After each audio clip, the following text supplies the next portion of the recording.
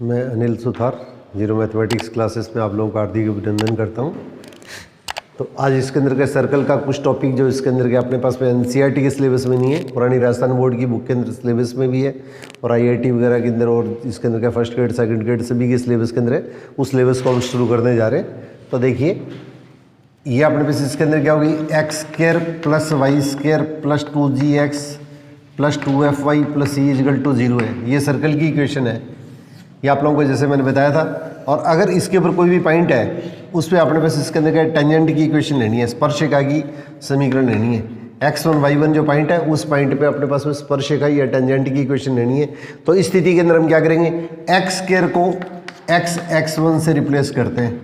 Y square की जगह y1 लिखते हैं, 2x की जगह x प्लस x1 लिखते हैं, 2y की जगह y प्लस y1 लिखते हैं और कांस्टेंट की जगह कांस्टेंट लिखते हैं। और अगर x इंटू वाई टाइप की टर्म अगर है, दोनों के गुणनफल टाइप की टर्म आ गई है, तो इसको इस तरह से लिखा जाता है xy1 प्लस x1y अपॉन 2। ये थोड़ा सा ध्यान रखिए आप, अगर xy के प्रोडक्ट की गुणनफल की टर्म अगर आ गई है तो xy1 प्लस x1y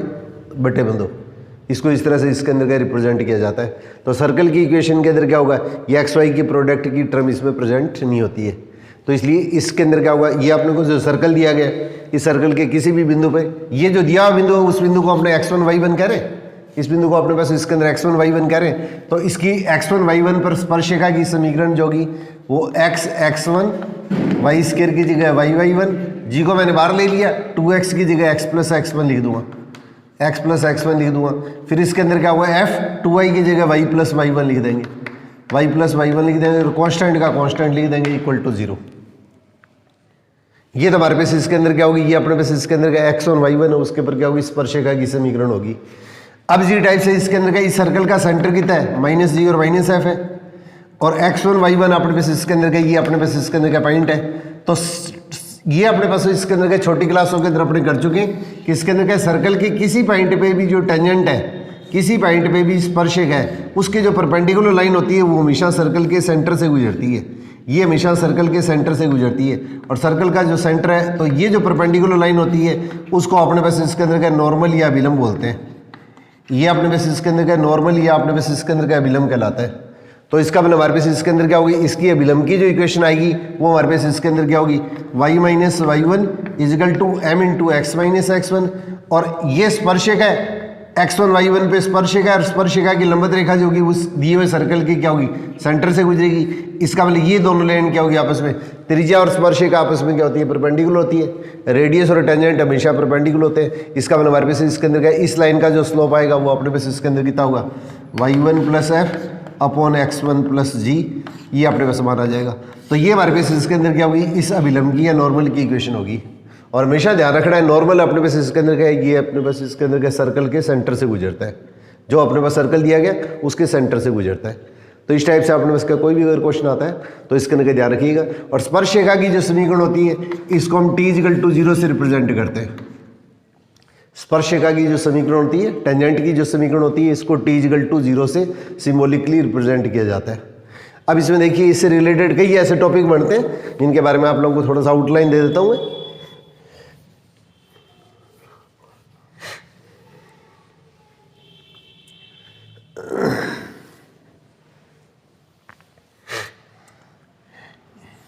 ये अगर अपने पास इसके अंदर का कोई पॉइंट है, x1 y1 अपने पास इसके अंदर का कोई पॉइंट है, इस पॉइंट से इसके ऊपर का अपने पास इसके अंदर का ये दो स्पर्शिकाएं खींच दी है।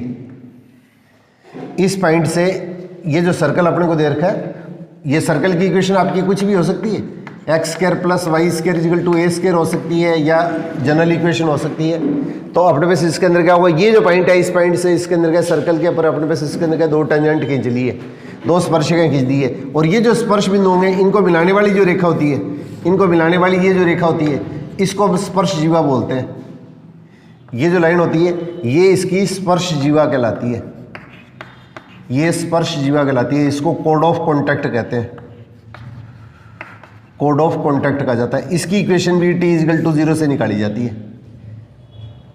अगर अपने पास इसके अंदर क्या सर्कल के अपने पास इसके अंदर क्या ऊपर अगर पॉइंट दे रखा है तो इसके अंदर क्या होगी, टेंजेंट की इक्वेशन t इक्वल टू 0 से सीधी निकल जाएगी। और अगर बिंदु आपको इसके अंदर क्या बाहर दे दिया है तो इस बिंदु से इसके अंदर क्या सर्कल के ऊपर 2 टेंजेंट खींच देंगे, 2 स्पर्शिकाएं खींच लेंगे और ये आपस में इसके अंदर क्या यहाँ जहाँ पे स्पर्श करती है उनको मिलाने वाली ये जो रेखा होती है ए बी रेखा, तो ये रेखा इसके अंदर क्या कहलाती है, इसकी स्पर्श जीवा या कोड ऑफ कॉन्टैक्ट कहलाती है। इसकी इक्वेशन t इक्वल टू 0 से निकालते हैं। तो इसके अंदर क्या ये x1 y1 पॉइंट ये आ गया, तो x स्क्वायर की जगह क्या लिखेंगे x(x1), y स्क्वायर की जगह क्या लिखेंगे y(y1) और कांस्टेंट का कांस्टेंट। तो ये हमारे पास इसके अंदर क्या होगी, जो स्पर्श जीवा कोड ऑफ कॉन्टैक्ट है उसकी इक्वेशन आ जाएगी। तो इसके अंदर t इक्वल टू 0 से इसके अंदर क्या स्पर्श जीवा या कोड ऑफ कॉन्टैक्ट की इक्वेशन अपने बेसिस इसके अंदर क्या ज्ञात की जा सकती है।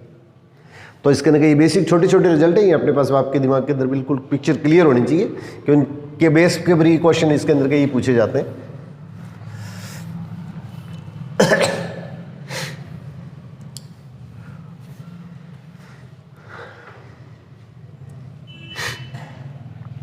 अब देखिए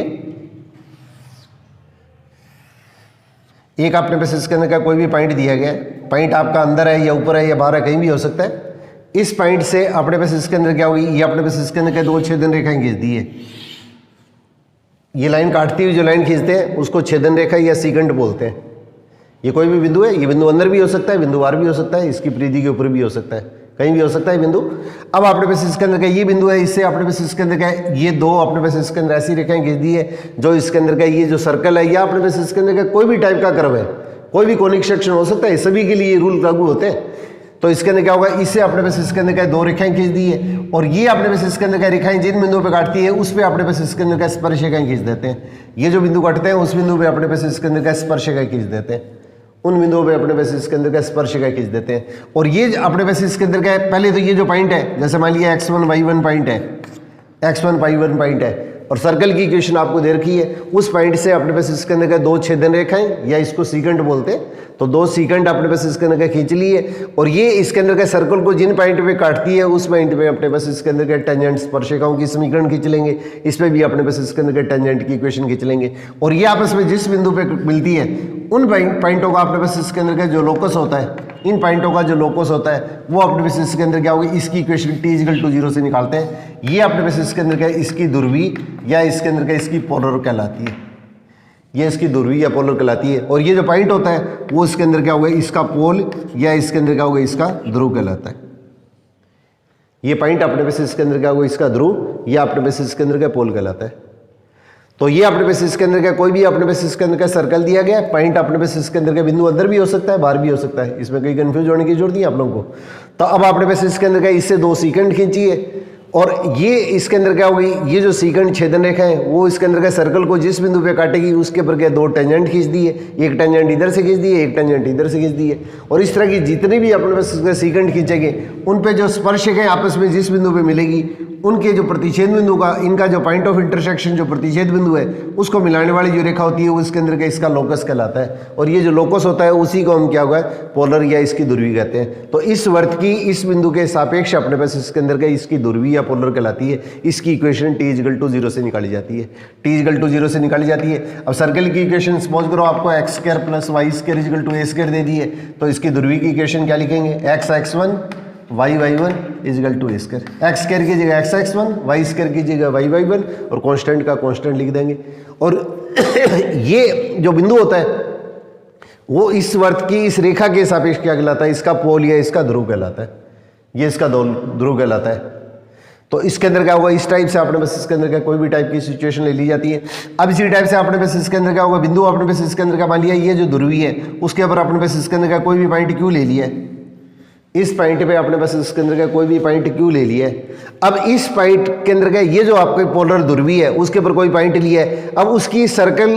ये जो सर्कल दिया हुआ है इस सर्कल के सापेक्ष अगर अपने बस इसके अंदर का ध्रुवी निकालेंगे तो ये ध्रुवी जो होगी वो अपने बस इसके अंदर का इसकी जो पोलर होगी वो इसके अंदर का इस तरह से गुजरेगी। बिंदु P की अपने पास इसके अंदर क्या होगी, इस वर्त के सापेक्ष ये तो पोलर या ध्रुवी होगी, इसकी इक्वेशन t इक्वल टू 0 से निकाल ली। और हमारे पास इसके अंदर का ये जो अपने पास इसके अंदर का है, जो अपने पास इसकी पोलर की इक्वेशन आई है, ध्रुवी की इक्वेशन आई है, उसमें अपने पास का कोई भी पॉइंट ले लें और इस सर्कल के सापेक्ष उसके विथ रिस्पेक्ट टू अगर अपने पास इसके अंदर के ये इसकी इक्वेशन लेंगे t इक्वल टू 0 से, तो हमारे पास इसके अंदर के ये अपने पास इसकी पोलर आएगी। और ये अपने पास इसके अंदर का इसकी जो पोलर होगी तो ये इसकी पोलर है, वो तो इसके अंदर हमारे पास क्या होगी, पोलर क्या होगी, इस पी बिंदु का पोलर हो गया,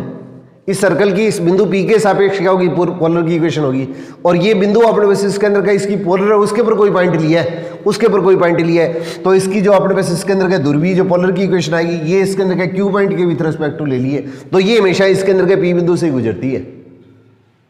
ये बिंदु पी से ही गुजरती है। इसका मतलब हमारे पास इसके अंदर का ये जो दोनों रेखाएं, इसका पोल इसकी पोलर से गुजरेगा, इसका पोलर है वो इसके अंदर क्या होगा, इसके पोल से गुजरेगा। इसका मतलब ये जो दोनों पॉइंट है वो इसके अंदर के एक दूसरे के, इसकी सापेक्ष इसकी ध्रुवीय पोलर की इक्वेशन, और इस रेखा की पोलर है उसके ऊपर कोई पॉइंट लेके उसकी अपने पास इसके अंदर का पोलर खींचेंगे तो वो इसके अंदर के पी पॉइंट से गुजरेगी। तो ये जो दोनों रेखाएं होती है ये तो इसके अंदर क्या होगी, कंजुगेट लाइंस कहलाती है।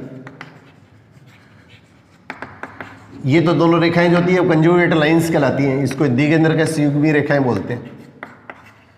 ये संयुग्मी रेखाएं कहलाती हैं। और P और Q ये दोनों जो बिंदु होते हैं ये संयुग्मी बिंदु कहलाते हैं,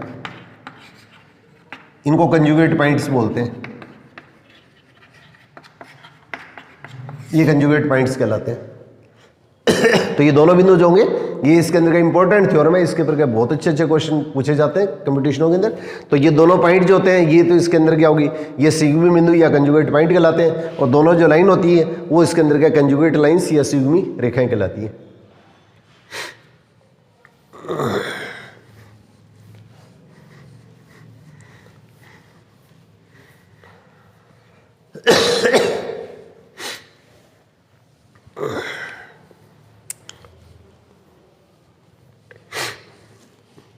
इसी टाइप से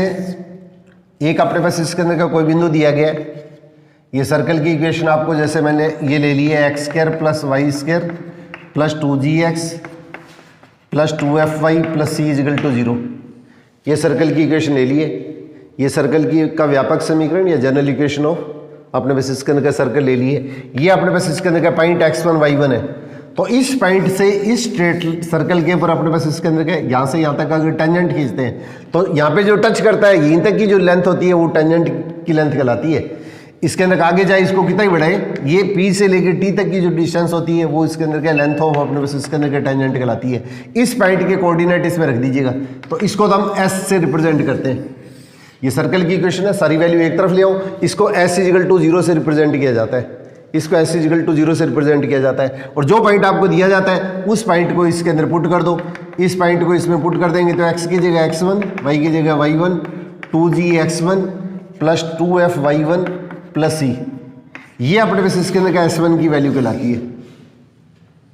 और अपने पास इसके अंदर क्या हो गई, इस पॉइंट से इस सर्कल के ऊपर अपने पास यहाँ तक की जो टेंजेंट की इक्वेशन होती ये लेंथ होती है, तो लेंथ ऑफ टेंजेंट ये अपने पास इसके अंदर का स्पर्श रेखा की लंबाई, स्पर्श रेखा की लंबाई लेंथ ऑफ टेंजेंट, तो इसको रूट S1 से रिप्रेजेंट किया जाता है, इसको रूट S1 से रिप्रेजेंट किया जाता है। तो इसके अंदर का ये डायरेक्ट इसके अंदर का इसका रिजल्ट याद रख लीजिएगा आप लोग भाई। अपने पास इसके अंदर का सर्कल का सेंटर कितना हो गया, -g और -f हो गया। तो इसके अंदर क्या होगा, ये रेडियस और स्पर्श रेखा जो टेंजेंट होती है उनके बीच का एंगल क्या होता है, 90 डिग्री होता है। तो इसलिए हमारे पास इसके अंदर क्या होगी, ये डिस्टेंस अपने पास इसके अंदर क्या निकाल के, और अपने पास इसके अंदर क्या होगी, ये इन दोनों पॉइंटों की डिस्टेंस अपने को पता है, सर्कल का रेडियस अपने को पता है, इसके स्क्वायर में से इसका स्क्वायर माइनस करेंगे तो हमारे पास हल करने पर इसके अंदर क्या ये इक्वेशन आ जाती है। पाइथागोरस थ्योरम अगर अप्लाई करेंगे तो इसके अंदर हमारे पास इसके अंदर क्या पीटी जो आएगी वो इसके अंदर क्या होगी, सीपी स्क्वायर, और माइनस इसके अंदर क्या होगी, ये सीटी का स्क्वायर। और ये हमारे पास इसके अंदर का डिस्टेंस फार्मूले से डिस्टेंस निकाल लेंगे, ये सर्कल का अपने पास रेडियस है और कैलकुलेशन करेंगे और साथ में इसका रूट लेंगे तो हमारे पास इसके अंदर के पीटी की डिस्टेंस आ जाएगी। तो आप इसके अंदर सीधा याद रख लीजिएगा, इस पॉइंट के कोऑर्डिनेट सर्कल की इक्वेशन में रख दीजिएगा, सारी वैल्यू एक तरफ ले आओ और इसका रूट ले लेंगे। तो ये जो बिंदु आपको बाहर दे रखा है उस बार बिंदु जो दिए हुए बिंदु से इसके अंदर का सरलेखा के अपने पास इसके अंदर का जो टेंजेंट खींचेगी उसकी अपने पास में लेंथ आ जाती है। और एक चीज़ अपने को पता है, अपने छोटी क्लासों में 9th 10th के अंदर पढ़ चुके हैं, बाएं बिंदु से वृत्त पे खींचेगी स्पर्शिकाएं जो होती है उनकी लेंथ क्या होती है, हमेशा इक्वल होती है।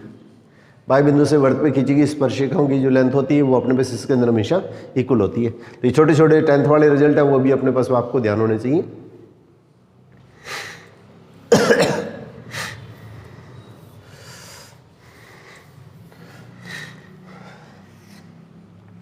अब इसी टाइप से देखिए, ये आपके पास में इसके अंदर के बिंदु दे रखा है x1 y1, और इस बिंदु से इसके ऊपर क्या है, ये दो स्पर्शिकाएं खींच दी है PT और PT डैश। और इसको आपस में मिला दिया है,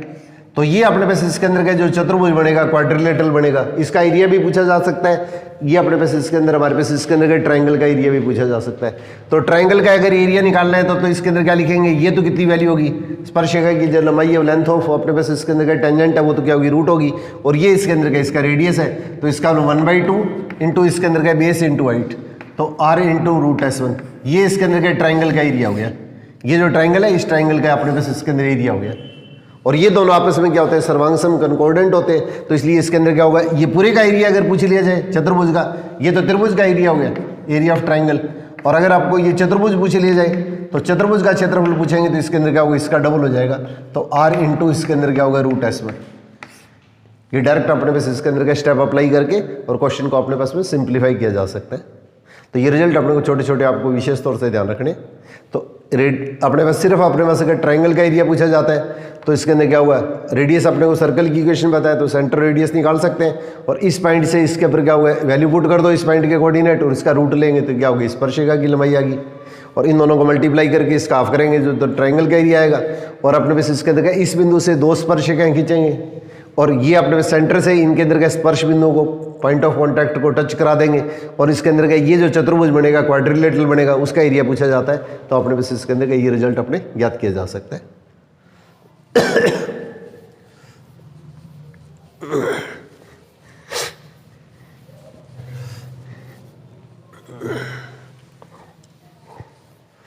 इसी टाइप से देखिए,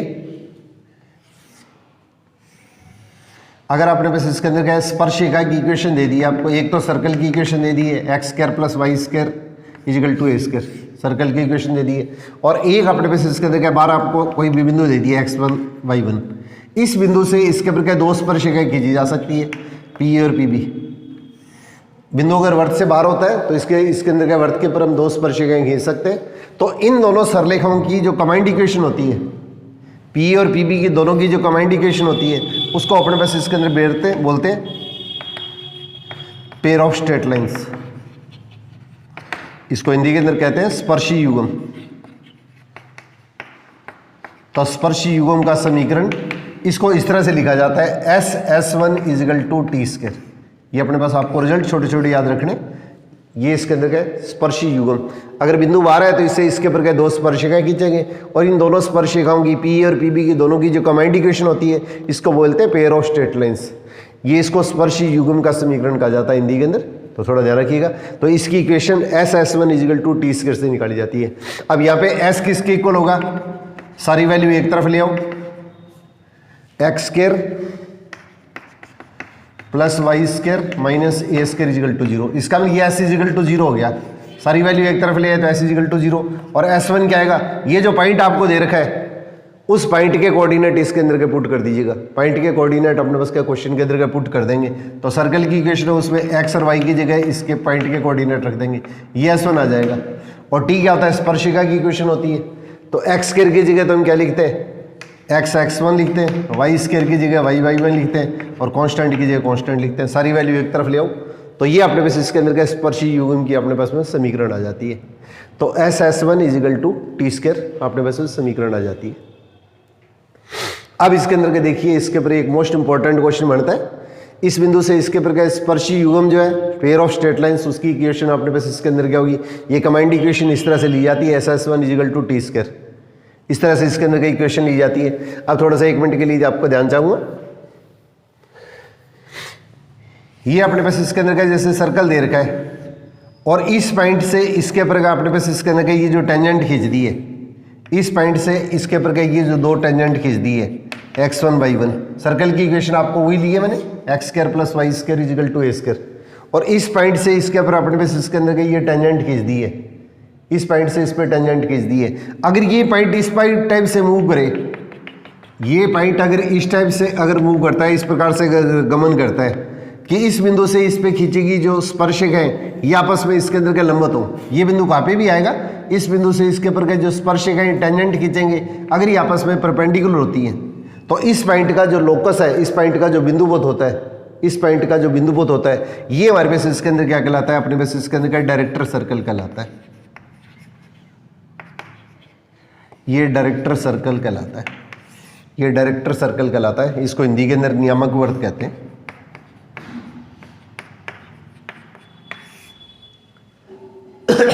बार दिया हुआ बिंदु है, उस बिंदु से इसके प्रकार स्पर्शिका खींचिए और ये बिंदु अगर इस प्रकार से अगर मूव करता है, इस प्रकार से अगर गमन करता है, इस बिंदु का जो लोकस अपने को निकालना है, इस बिंदु से इस वर्त पे दी हुई स्पर्शिकाएं अगर आपस में लंबवत हो, ये स्पर्शिकाएं लंबवत होनी चाहिए। ये जैसे भी घूमेगा तो इस बिंदु का जो लोकस आएगा, इस बिंदु का जो बिंदुवत आएगा, ये लोकस ऑफ पॉइंट बी, तो लोकस ऑफ अपने पास इसके अंदर का ये x1 y1, तो ये जो लोकस होगा वो हमारे पास इसके अंदर क्या होता है, डायरेक्टर सर्कल कहलाता है। इसकी इक्वेशन, इसको हिंदी के अंदर नियामक वर्त कहा जाता है। और इसके अंदर हमारे पास इसके अंदर क्या होगा, ये सबसे पहले इसके अंदर का इसकी इक्वेशन लिखेंगे, S1 = t²।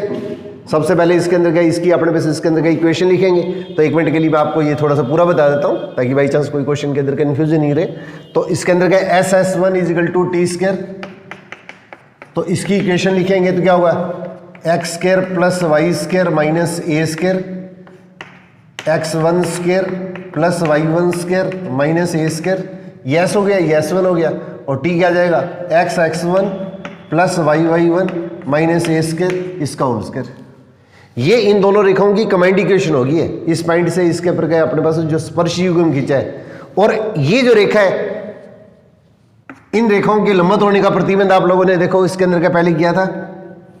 सेकंड डिग्री की जो जनरल इक्वेशन होती है उसके अंदर अपने पास इसके अंदर क्या किया था, ये रेखा है वो हमारे पास इसके अंदर क्या दो रेखाओं की कंबाइंड इक्वेशन को रिप्रेजेंट करती है। और इसके लिए कंडीशन क्या थी, x² का गुणांक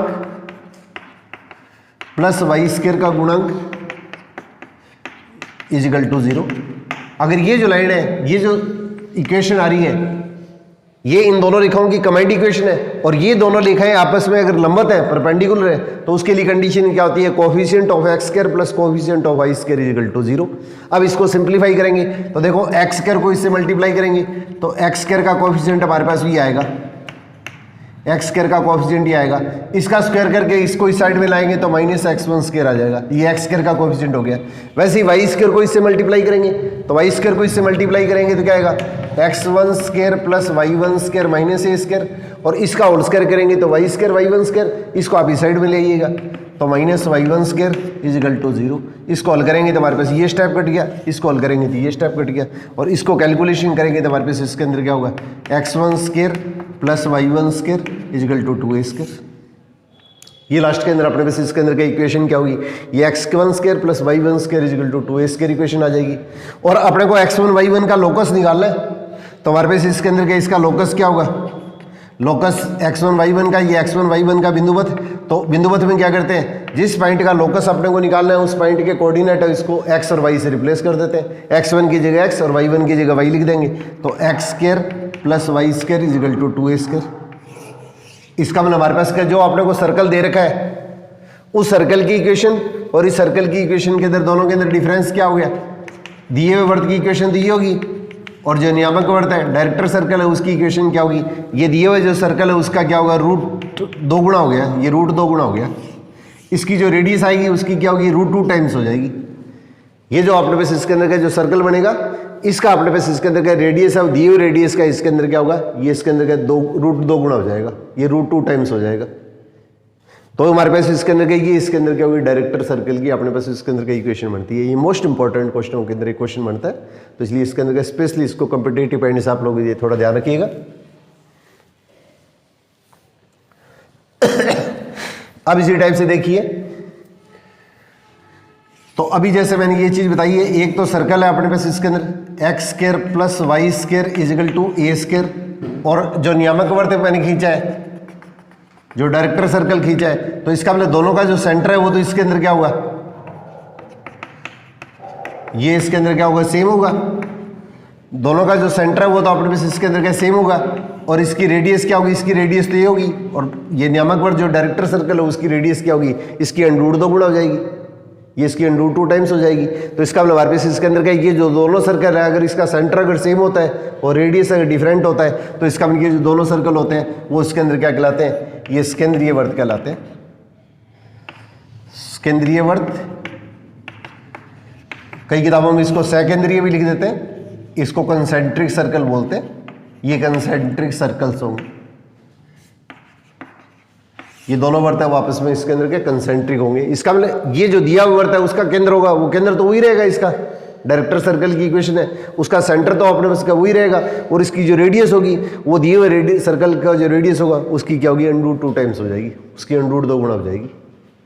अब इसी टाइप से देखिए एक क्वेश्चन ले रहा हूँ, ये भी बढ़िया क्वेश्चन के अंदर है, ये IIT के अंदर पूछा हुआ है बिल्कुल। ये इस तरह का क्वेश्चन अपने पास इसके अंदर RPSC के अंदर पूछा गया था, और ये जो क्वेश्चन पूछ रहा हूँ आपको ये इसके अंदर का आपका क्वेश्चन है, उसके अंदर का इंपॉर्टेंट क्वेश्चन में से x² + y² + 2gx + 2fy + c = 0। अब इसके नियामक वर्त की समीकरण निकालनी है, नियामक वर्त या डायरेक्टर सर्कल की इक्वेशन निकालनी है, डायरेक्टर सर्कल की इक्वेशन निकालनी है। तो इसका मतलब हमारे पास ये जो वर्त है उस वर्त का सेंटर तो कितना हो गया, -g और -f हो गया, और इसका जो रेडियस है वो हमारे पास इसके अंदर कितना होगा, g² + f² - e के इक्वल हो गया। ये इसके अंदर का इसका रेडियस हो गया। r का मतलब तो मैं रेडियस से ले रहा हूँ, c का मतलब अपने पास इसके अंदर का सेंटर से ले रहा हूँ। तो डायरेक्टर सर्कल की इक्वेशन लिखेंगे तो क्या होगा, इसका सेंटर तो वही आएगा, तो ये सेंटर तो अपने पास इसके अंदर का दोनों का सेम रहेगा, और इसका जो रेडियस है g² + f² - e, और इसका √2 टाइम्स हो जाएगा। इसका जो रेडियस है उसका √2 गुना कर देंगे, तो इसका सेंटर जो दिए हुए वर्त का सेंटर और इसका सेंटर तो सेम होगा, और इसके अंदर रेडियस अपने पास इसके अंदर का जो सर्कल आपको दे रखा है उसका जो रेडियस है उसका √2 गुना कर देंगे। तो √2 ये इसका रेडियस है, g² + f² - e का रूट, और इसका होल स्क्वायर कर देंगे। अब इसको सिंप्लीफाई करेंगे तो हमारे पास इसके अंदर का इक्वेशन क्या आ जाएगी, x² + y² + 2gx + 2fy plus इसके अंदर क्या लिखेंगे, g² + f², और इसको होल स्क्वायर करेंगे तो क्या होगा, 2g² + 2f², और इसके अंदर क्या होगा माइनस, ये इसके अंदर क्या होगा 2c आ जाएगा। इसको 2 से मल्टीप्लाई कर दिया और फिर इसका स्क्वायर करेंगे तो 2, और इसका स्क्वायर करेंगे तो रूट खत्म हो जाएगा, तो 2g² + 2f² + 2c हो जाएगा। इसको कैलकुलेशन करेंगे तो क्या आएगा, x² + y² + 2gx + 2fy - g² - f², सारी वैल्यू एक तरफ ले आओ, और प्लस इसके अंदर का 2c = 0।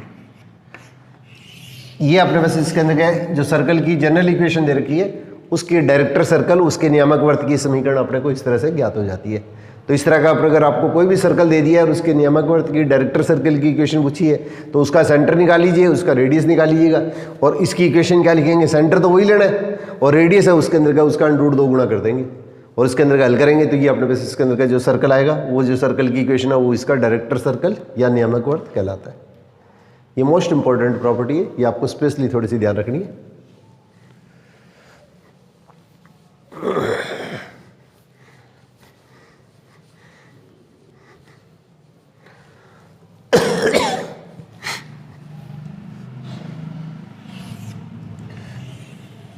इसी टाइप से देखिए एक सर्कल आपने पास इसके अंदर के दे रखा है, x² + y² = a², और इसकी एक कोड दे रखी है आपको, इसकी एक जीवा दे रखी है, और इसका अगर आपको मिड पॉइंट दे दिया है, ये इसका मध्य बिंदु दे दिया है मिड पॉइंट, इसका मिड पॉइंट अपने पास इसके अंदर के दे दिया है, ये जैसे मैंने x1 y1 ले लेता हूँ। अगर सर्कल की आपको इक्वेशन दे रखी है, ये सभी कर्व के लिए लागू होंगे, जो चीज़ मैं सर्कल के लिए कर रहा हूँ वो इसके अंदर का सभी कोनिक सेक्शन के लिए अपने पास इसके अंदर का ये अप्लाई करेंगे। तो इसके अंदर हमारे पास इसके अंदर का सर्कल की जो अपने पास इसके अंदर का अगर आपको कोई भी जीवा दे रखी है, इसकी कोई भी कोड दे दी है, और इसका अगर आपको मिड पॉइंट मध्य बिंदु दे दिया है, तो इस कोड की इक्वेशन हम इस फॉर्मूले से निकालते हैं, t = s1 से निकालते हैं। ये आप सीधे रिजल्ट याद रख लीजिएगा, ज़्यादा इसके अंदर का डीप में आपको जाने की आवश्यकता नहीं है। तो इसके अंदर का इस कोड की इक्वेशन t = s1 से निकाली जाती है। तो हमारे पास इसके अंदर का पॉइंट क्या हो गया, x1 y1 हो गया, तो t की जगह तो क्या लिख देंगे, x(x1) y(y1) - a², x² की जगह x(x1), y² की जगह y(y1), कॉन्स्टेंट को इधर ले, और s1 क्या आएगा, इस पॉइंट के कोऑर्डिनेट इसमें रख दीजिएगा। तो इस पॉइंट के कोऑर्डिनेट इसमें रखेंगे तो x1² + y1² - a² से ये कट जाएगा। तो ये हमारे पास इसके अंदर क्या है, उस कोड की इक्वेशन होगी, उस जीवा की इक्वेशन होगी जिसका मिड पॉइंट अपने को क्वेश्चन के अंदर दिया हुआ है, जिस जीवा का अपने पास इसके अंदर के मिड पॉइंट अपने को क्वेश्चन के अंदर दिया हुआ है। तो ये अपने पास इसके अंदर के इसकी अपने पास इक्वेशन सीधी डायरेक्ट ज्ञात की जा सकती है।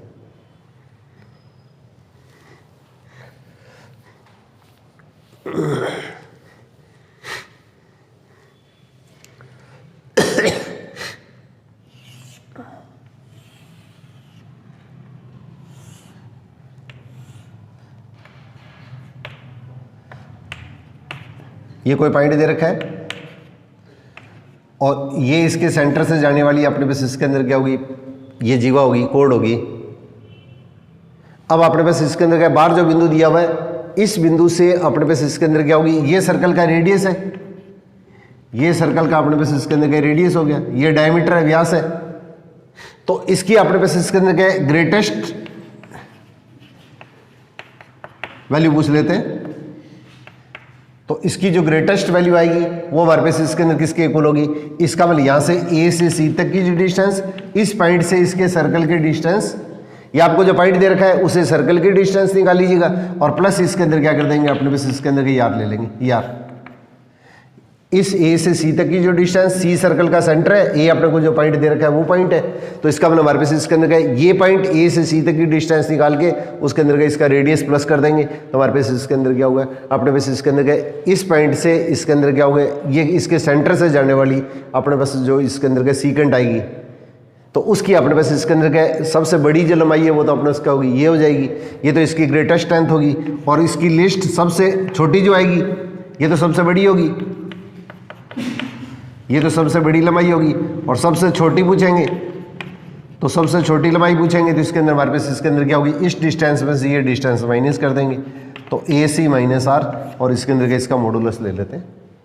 तो इस डिस्टेंस में से ये डिस्टेंस माइनस कर देते हैं तो ये हमारे पास इसके अंदर क्या सबसे छोटी डिस्टेंस तो ये होगी और सबसे बड़ी डिस्टेंस हमारे पास इसके अंदर ये होगी। तो इससे अपने पास का सर्कल है उससे जाने वाली अपने उसके जितनी भी जो छेदन रेखाएं होंगी उसमें सबसे बड़ी अपने पास इसके अंदर क्या लंबाई कौन सी होगी, जो इसके अंदर क्या इसके सेंटर से गुजरेगी। तो जो सेंटर से गुजरेगी तो इस पॉइंट से इस बिंदु तक की जो डिस्टेंस है सबसे बड़ी डिस्टेंस होगी, सबसे बड़ी अपने पास इसके अंदर क्या ये इसकी लेंथ होगी। तो इसके अंदर क्या ये इसके सेंटर से ए पॉइंट की डिस्टेंस निकाल के इसमें आर प्लस कर दीजिएगा और इस डिस्टेंस में से ये डिस्टेंस माइनस कर देंगे तो हमारे पास इसके अंदर क्या इसकी सबसे छोटी लेंथ अपने को प्राप्त हो जाती है।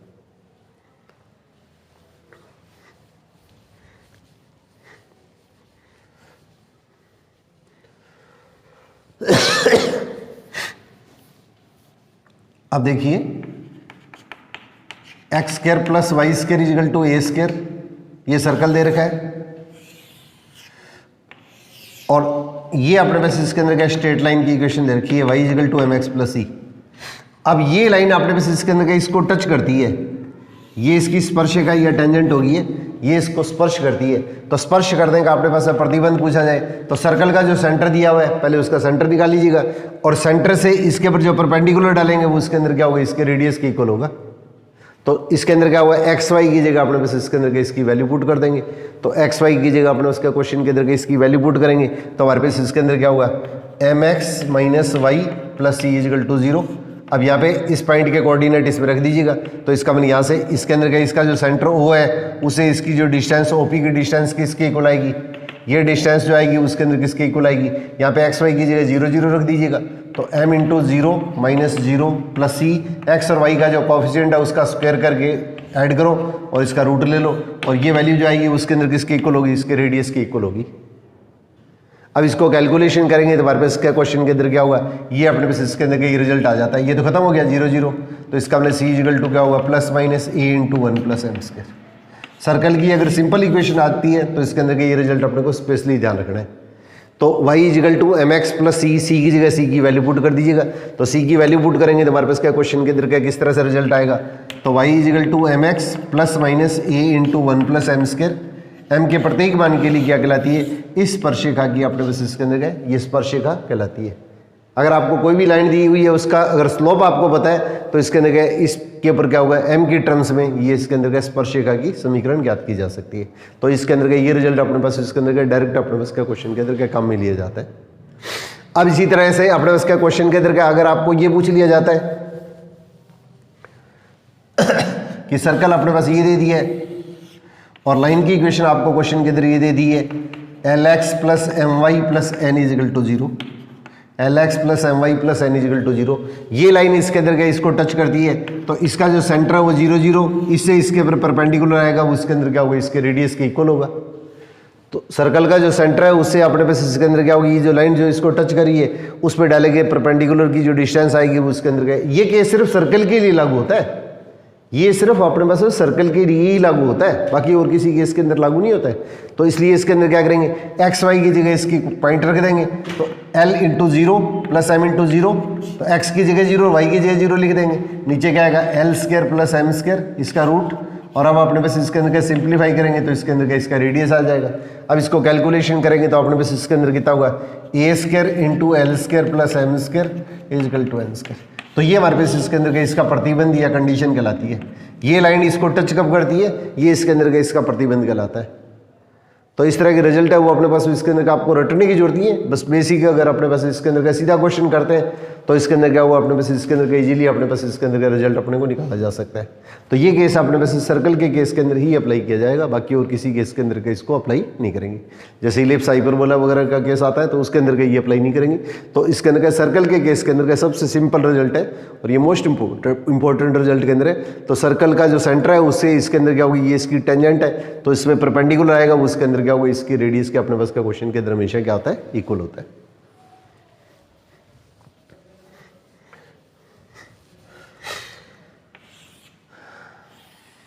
अब इसी टाइप से देखिए सर्कल की इक्वेशन आपको दे रखी है, तो सर्कल का सेंटर अपने को पता है, सर्कल का सेंटर क्या होगा 0 0 हो गया, या सर्कल का सेंटर कुछ भी आ सकता है, और एक आपको इसके अंदर का पॉइंट दे दिया x1 y1, तो इस पॉइंट से इसकी जो डिस्टेंस आएगी, सर्कल का सेंटर है इसको मैं सी नाम दे रहा हूँ, यहाँ पे कोई जरूरी नहीं है कि 0 0 ही हो, और कोई भी पॉइंट भी हो सकता है। तो इसके अंदर हमारे पास है, और ये इसके अंदर का जो डिस्टेंस है वो सर्कल का क्या रेडियस है, तो इस पॉइंट से सर्कल के सेंटर की जो डिस्टेंस है, ये जो बिंदु दे रखा है उस पॉइंट से इसके सर्कल के सेंटर की जो डिस्टेंस है अगर रेडियस से बड़ी होती है तब तो ये बिंदु जो होता है उसके अंदर हमारे पास इसके अंदर के पी क्या होता है, ये सर्कल से बाहर स्थित होता है। और अगर अपने पास इसके अंदर क्या होगा सी पी है वो इसके अंदर क्या होगा रेडियस के इक्वल हो गया। जैसे मान लिया ये पॉइंट मैंने यहाँ पे ले लिया है, या इस पॉइंट को मैं P1 नाम दे देता हूँ, इस पॉइंट को मैं P2 नाम दे देता हूँ, तो CP2 क्या होगा, ये रेडियस के इक्वल आ गया। तो रेडियस के इक्वल आ गया, इसका ये जो पॉइंट आएगा वो इसके अंदर के सर्कल की परिधि है उसकी सर्कमफ्रेंस पे स्थित होगा। और अगर आपने इसके अंदर का तीसरा पॉइंट है वो इसके अंदर का मैंने जैसे P3 दे दिया, ये मान लिया पॉइंट है वो सर्कल के अंदर ले लिया है, तो C से P की इस पॉइंट की वैल्यू, ये P पॉइंट है इसकी तीनों की अलग अलग स्थितियां ले ली है मैंने, एक को P1 नाम दे दिया, एक को P2 नाम दे दिया, एक को P3 नाम दे दिया। तो हमारे पास CP3 है उसके अंदर के सर्कल की रेडियस अगर छोटी होगी तो हमारे पास ये जो पॉइंट होता है वो सर्कल के अंदर स्थित होता है, ये पॉइंट होता है वो अपने पास इसके अंदर के सर्कल के अंदर स्थित होता है। तो इस तरह के इसके अंदर के छोटे मोटे क्वेश्चन है वो इसके अंदर के क्वेश्चन के अंदर कभी भी आ सकते हैं। तो ये थोड़ा सा स्पेशली अपने को ध्यान रखने वाली चीज़ है।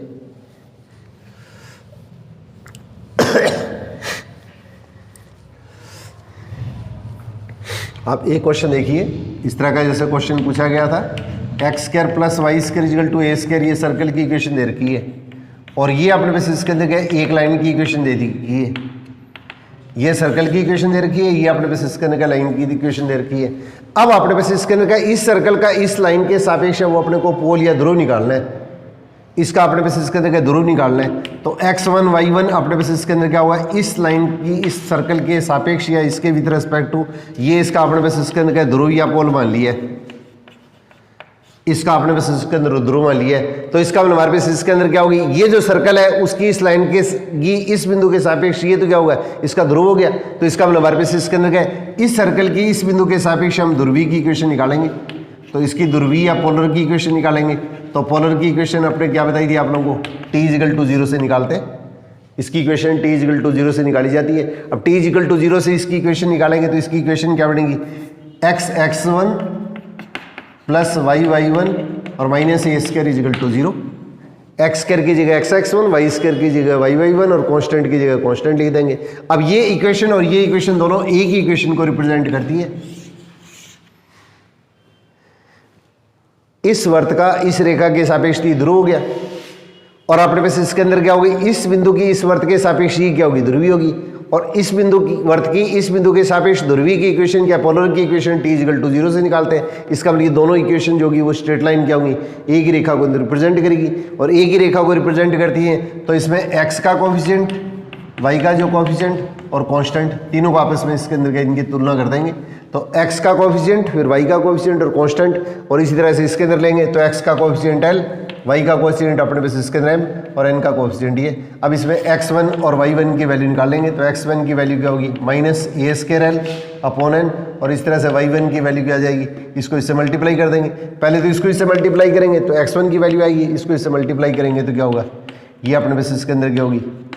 ये y1 की वैल्यू आ जाएगी, और ये हमारे पास में x1 y1 पॉइंट आएगा, वही हमारे पास इसके अंदर क्या होगा -a² l अपॉन n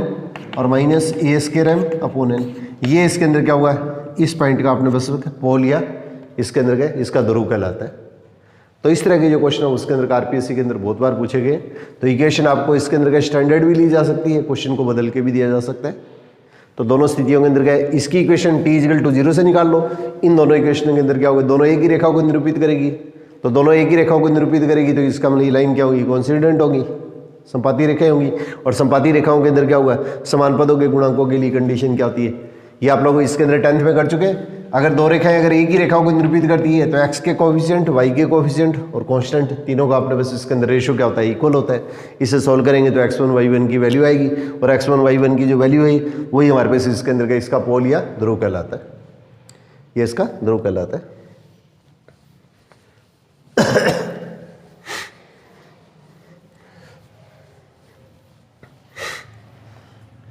इसी टाइप से देखिए एक बार क्वेश्चन है वो अपने बस इसके अंदर इस तरह से क्वेश्चन भी अपने बस इसके अंदर के पेपर के अंदर पूछा गया था कि x² + y² = a² है, x² + y² = a² है, ये सर्कल दे रखा है, और सर्कल के अपने पास इसके अंदर क्या हुआ, इसके अंदर का कोई भी पॉइंट दे रखा है, बिल्कुल सिंपल सा क्वेश्चन पूछा गया था। सर्कल के ऊपर कोई भी पॉइंट अपने पास इसके अंदर क्या हुआ, ये जैसे अल्फा बीटा ले लिया, अब इस पॉइंट पे टेंजेंट खींच दी है, इस पॉइंट पे स्पर्शिका खींच दी है, ये x अक्ष को और y अक्ष को इसके अंदर a और b पे मिलती है, ये x अक्ष और y अक्ष को a और b पे मिलती है। अब आपने पास इसके अंदर क्या, ये जो ट्रायंगल है इसका आपने को एरिया निकालना है, ये जो ट्रायंगल बन रहा है OAB, इसका अपने पास इसके अंदर का एरिया निकालना है। तो अपने पास इसका सर्कल की इक्वेशन दे रखी है, सर्कल के ऊपर पॉइंट क्या ले लिया, अल्फा बीटा ले लिया, तो अल्फा बीटा ले लिया, तो हमारे पास इसके अंदर क्या हुआ, इसकी इक्वेशन क्या लिखेंगे, α(x) + βy = a², x² की जगह x(x1), y² की जगह y(y1), कांस्टेंट का कांस्टेंट, इसका मतलब ये पॉइंट x1 y1 की तरफ व्यवहार करेगा। अब x अक्ष पे क्या होता है, y कोऑर्डिनेट अपने पास इसके अंदर के 0 होता है, तो इसका मतलब इसके जो कोऑर्डिनेट आएंगे वो अपने पास इसके अंदर क्या होंगे, a² / α और 0 आ जाएंगे। और इसी तरह से इसके अंदर क्या हुआ, y अक्ष पे क्या होता है, x कोऑर्डिनेट 0 होता है, तो इसकी अपने पास इसके अंदर वैल्यू क्या होगी, a² β आ जाएगी। और इस ट्राइंगल का एरिया कितना होगा, AOB, ये जो ट्राइंगल आएगा दोनों एक्सिस, और ये जो अल्फा बीटा बिंदु पे खींचेगी स्पर्शिकाओं के बीच का जो एरिया आएगा, तो 1/2 इंटू बेस, ये तो बेस हो गया, x कोऑर्डिनेट है वो तो क्या होगा, ये हो गया, और इंटू इसके अंदर क्या होगा, b की वैल्यू ये होगी, ये इसका y कोऑर्डिनेट, तो a² β, तो इसका मतलब हमारे पास इसके अंदर क्या होगा, a4/2 अल्फा बीटा, ये इसके अंदर के ट्राइंगल का अपने पास में एरिया प्राप्त हो जाता है।